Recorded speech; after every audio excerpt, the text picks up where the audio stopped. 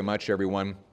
Today's Auditor General's report, which I have today in my hands, today's Auditor General's reports, I should say, are a chronicle of Liberal incompetence and an orgy of Liberal waste. We have here GC Strategies, the company the Liberals gave over 100 separate contracts from 31 different departments, which is under RCMP investigation. The contracts were for IT, even though GC Strategies does not actually do IT work. We all remember this is the same contractor that did the unnecessary and useless COVID app that was way over budget and could have been completed for a fraction of the cost. We now know that in other contracts, the government overpaid. They often didn't even check what the market rate was for the services that they were buying. Quote, actions of the federal government frequently did not demonstrate value for money.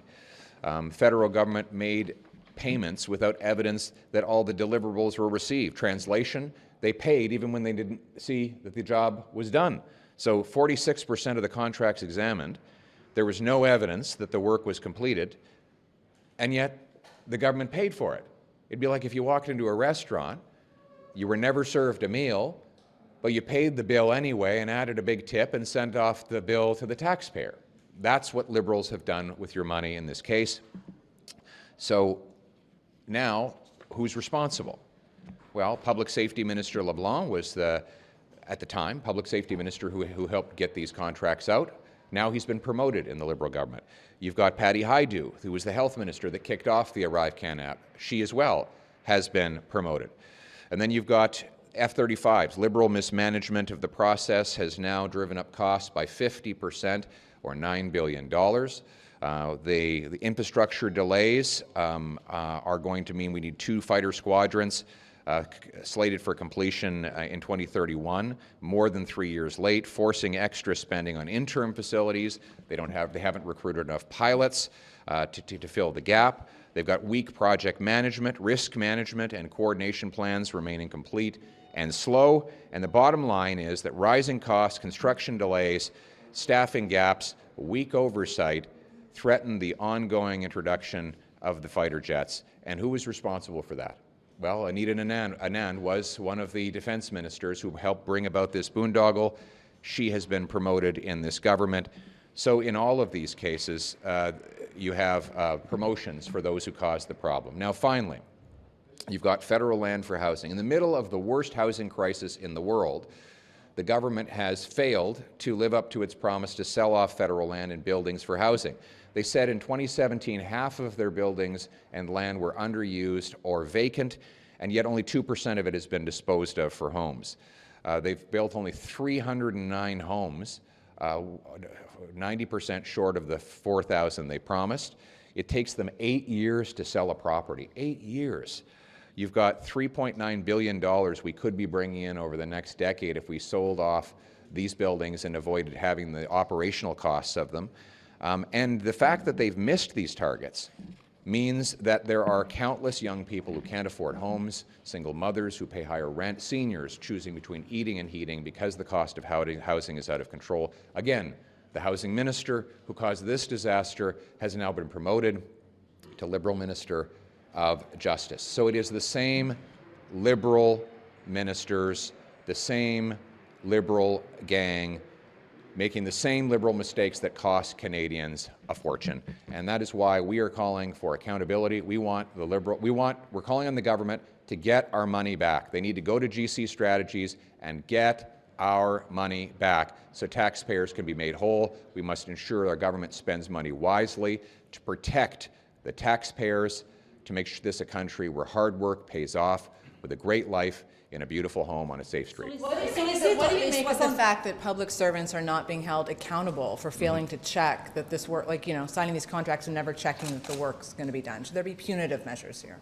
Well, yes. I mean, anybody who did that should be fired, but the politicians should be held accountable as well. I mean, I just finished listing all of the Liberal ministers that were in charge of these various departments that went ahead and spent this money even though it was unnecessary. I mean, look at Patty Hajdu. We said that the ArriveCan app was unnecessary, and they went ahead and used it anyway. We didn't need it. It didn't do any good, and it cost a fortune.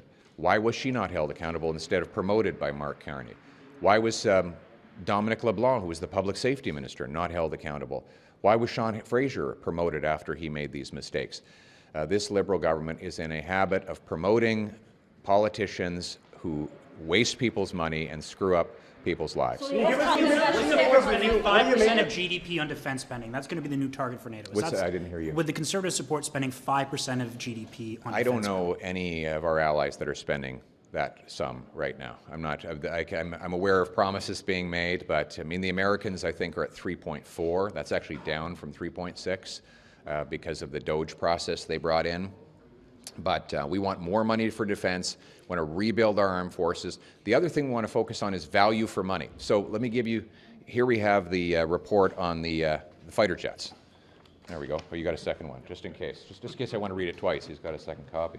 But here you are with this report. If you have another 10 or 15 boondoggles like this, you can probably hit the 5%.